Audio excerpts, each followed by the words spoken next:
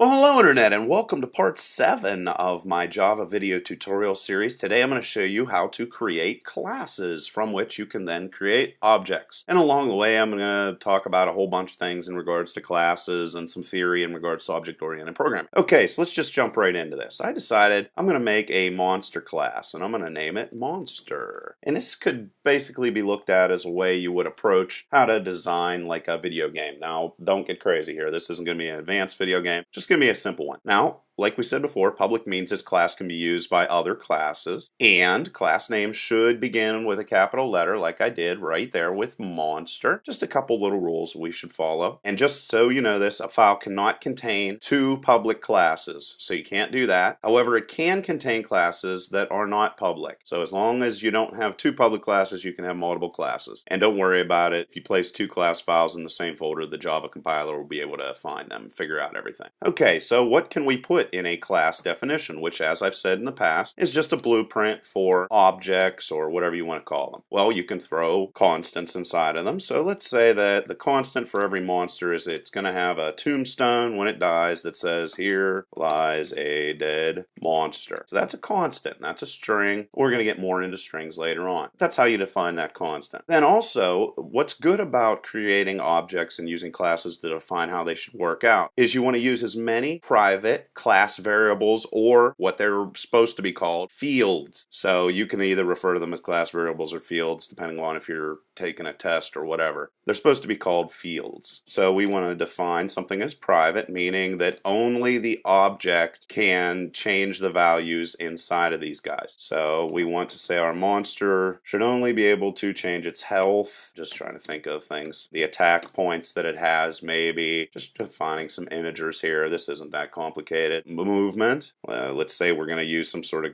grid-based system, and we want to say that this monster can only move 2 spaces per turn. Another thing, we're using a grid-based system. We might also have position be something else. X position, Y position, you know. I'm going to set that at 0. This is just sort of like some things you should think about, and some things that should be kept private or protected, maybe a better way. And also we want to monitor if our monster is alive or dead, and remember that Boolean values can only have a value of true or false. Okay, so there I did. I created a whole bunch of different fields or class variables that I'm going to be able to work with here to help my monster game move along. And of course, you can also have public variables, and let's just create a name. Let's give people the option of changing the monster's name. So let's just give him Big Monster is a default name. Hopefully it's not a little monster. And you should have as few public fields as humanly possible. Always aim to keep these private until you absolutely find some crazy reason why you have to make them public. Well then, after you have all your fields or class variables defined, what do you need? Well, you need some methods or functions that are going to be able to set these private fields up here, because there's no other way to set them. So what you need to do is, like, let's say we want to be able to find out what the attack value is. Well, there's no way to get it because it's private up here. See, attack, it's private. So if we want to access these variables, we have to provide them with the option to go and ask us for these values. And what you want to do with object-oriented programming is try to protect this information and not allow people to willy-nilly go in here and change things. Because what happens if you only accept an integer, like we have here for attack with 20, and they try to go and change your attack value to a decimal or a double or whatever?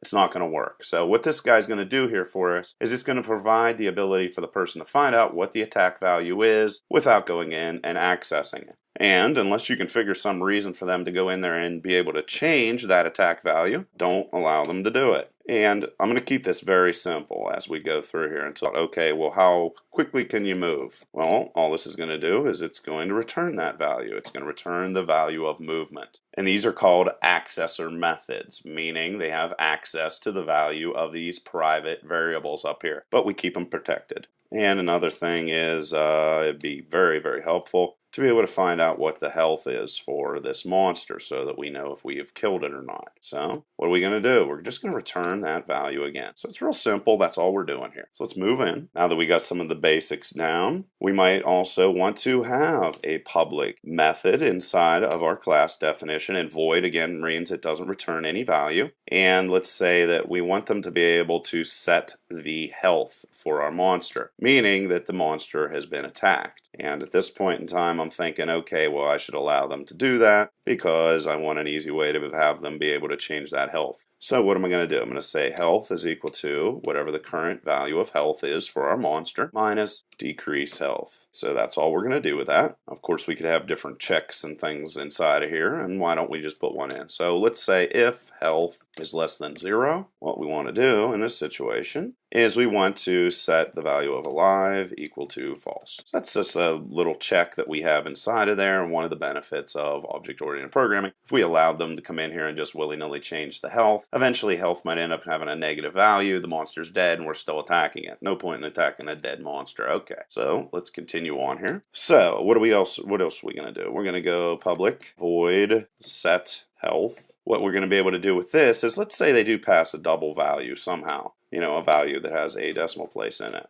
Well, what you can do inside object-oriented programming is create what are called overloaded methods. So this means since I have set health here and I have set health here, I have the same method but with a different attribute inside of it. By doing this is called overloading. What it allows me to do is to be able to handle double values if they're sent, or integers if they are sent. And you can pretty much create as many of these as you want. You could have this be floats, you could have it be booleans for some crazy reason. You could have as many of these methods with the same set health name as long as the attributes in here are different. You, however, cannot just simply overload by sending, let's say that each of these returned, like this returned an integer and this returned a double as a value, but the attributes are the same. That doesn't work that way. So whenever you're thinking about overloading, think only not about what the return values are going to be, but what the attributes are. As long as you create a whole bunch of methods with different attributes, you're fine. That's how you overload. You don't overload in any other way. So in this situation, they send a double, so I want to fix that. So I go int decrease health is equal to, and let's cast this. Let's make this an integer, and let's change decrease health. I'm just sort of like doing this out of my head. If you have any questions, leave them down below. I'll be more than happy to answer them. And then we're going to take health, just like we did before, minus int decrease health. Boom, just like that. And then we could also come in here and do our little check that we had right here. Actually, I could have copied and pasted this before, but I didn't. And there you go. That's how you overload methods. Remember, same name, different attributes sent. So that's all that's going on with that. Then you come to what's called the constructor. Constructor is just like a setup function or method. Whenever a new object based off of this class is created, the first function that is called the constructor method. And it will be executed only when the object is created based off of the blueprint that the class defines. It'll only be executed one time and never again. And another thing to understand is it has to have the same name as your class. So the name of this class is monster. So the constructor also has to have the value of monster or the name monster. And in this situation, we're going to go allow them to pass new health, new attack, so that whenever they define a new monster, remember this class is just a blueprint. We're allowed to change the blueprint, however, or not, depending upon what we want to do here. And there we go. So this is the first time you'll see a constructor. And what's going to happen is they're going to want to create a new monster. And in this situation, they want to change both the health, the attack, and the movement values for said monster. Kind of boring if every single monster in your video game has exactly the same attack and health and everything else. And we're going to get more complicated as this tutorial progresses. And here all I'm doing is just setting the values for this new monster. And if it helps you at all, you could think of these objects as being just totally self-contained programs or whatever that just have a whole bunch of variables and a whole bunch of methods inside of them. Just remember, a constructor is only executed once per object, and the constructor also, I didn't mention this before, you cannot put void inside of here. The constructor cannot have a return value of any type, so just leave it that way. And you could also come in here and create multiple different constructors. So let's say they want to create a monster and they don't send any values. Well, this is expecting values up here. If you don't send them, everybody's going to get upset about that. So we're going to come in here and create a second constructor. This is overloading the constructor, or creating multiple constructors that are allowed to accept multiple attributes. In this situation, 3 up here. In this situation, none. So overloading that guy. And in this situation, we're going to leave it this way. And also what's kind of interesting to note is if you do not create a constructor of any type, this is the default constructor, meaning it does nothing. The method exists, but it doesn't do anything. However, if you do create a constructor file like we did right here, this guy's never created. So just understand this only is created by the Java interpreter if you do not define any constructor. And another thing, this might be interesting to also bring up. Let's say in this situation that the person, like let's say I had health up here instead of new health, okay? And that would cause some confusion because you have health down here which pertains to your object, but this has the same value, and then mass confusion ensues. So what would we do in that situation? Well, let's just do it. Let's cause some mass confusion. I'm going to come in here, I'm going to get rid of that new name. And how would I be able to then reference the actual health for my monster I'm creating here instead of these attributes that were passed over? Quite simply, this. This is a reference to the actual objects variables. So that's what that is. And in multiple different programming languages, if you use the term this, that is a reference to whatever object you're currently working with. So this .health is the same as, scroll up here, this guy right here. And remember, each object has these variables installed or fields inside of it. So if you don't pick up on everything in this tutorial, don't worry about it. We're going to cover it later on. And something else to remember is you can also use the this keyword for constructors, because this as a method is a reference to the constructor. And I'm going to come in here and I'm just going to do some little jazz here, and I'm going to delete this in a second. But let's say you come in here and you create a constructor file, public and monster and int and new health or what have you. So you just created this guy, and what it does is it goes health is equal to new health. Right like that. Well, let's say if you also want to create another construction file, again, monster, and this guy receives not only health, but also receives int new attack. So different ways to create monsters. Sometimes we just want the health and we want to use the default values that are set, and sometimes we want to set the attack also. Well, this function already sets the health up here, so wouldn't it be really cool if we could just send this health attribute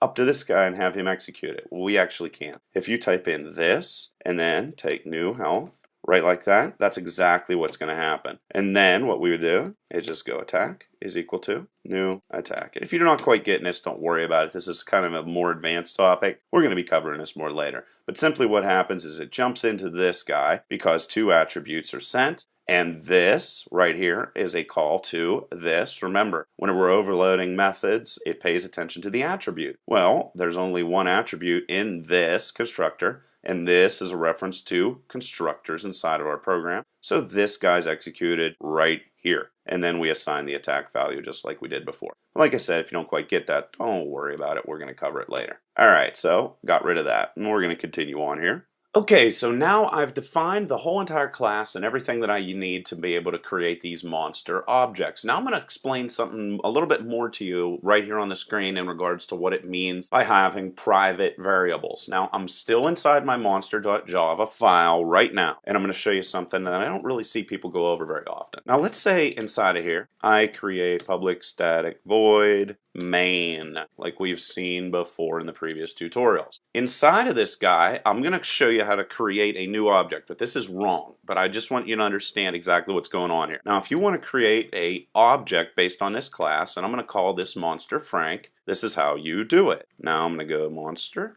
right here. And what did I just call? With this right here, I actually called the constructor file right there. So that's what's going on. But I'm going to elaborate here. Now, this has all kinds of default values assigned to it, meaning for Frank the monster. Now, since I am in the class, I can actually go system.out.print and then go Frank and attack right like this. And even though attack is a field, and as we saw before, I went and commented all this. That's what all that extra information is. Again, you can see all the comments underneath the video. This is private. So why do I think I can print this out on the screen? Well, I actually know I can print it out on the screen. I'm going to execute it just to prove it to you. And you can see right there it shows up. The reason why I'm able to print out to screen this private field is because I'm inside of the class. Hopefully that makes sense to you. Now I'm going to jump outside of the class. And I'm going to create a new class. And this is how you are supposed to use classes. And I'm going to call it lesson 7.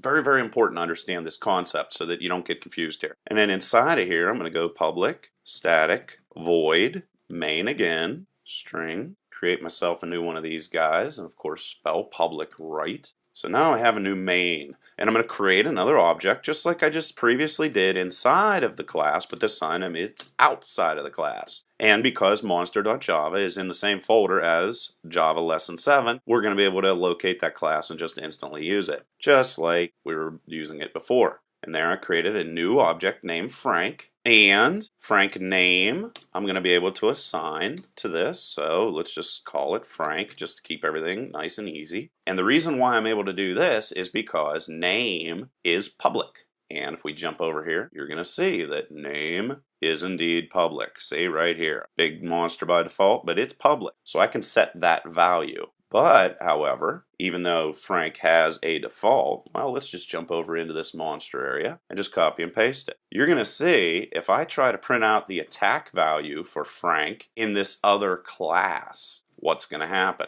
Let's execute it. And you can see it's already given me errors. The reason why, the field monster.attack is not visible. That means it is private, because I am not trying to access it from inside of the class, but instead I'm trying to access it from outside of the class. Now, I can still print it out, so I can just go in here, for example, and say Frank name, because that is public, and put has an attack of, right like that, and then I can use my accessor function to be able to get the attack the right way, and that is get attack, followed by my little quotes. And now you can see here, if I execute this, that it's going to say Frank has an attack of 20. So that's something that you really need to understand. You can access private variables or fields inside of the class itself, like I did here with this main function inside of monster.java. However, outside of the class, you can only access them if there are accessor functions that allow me to do so.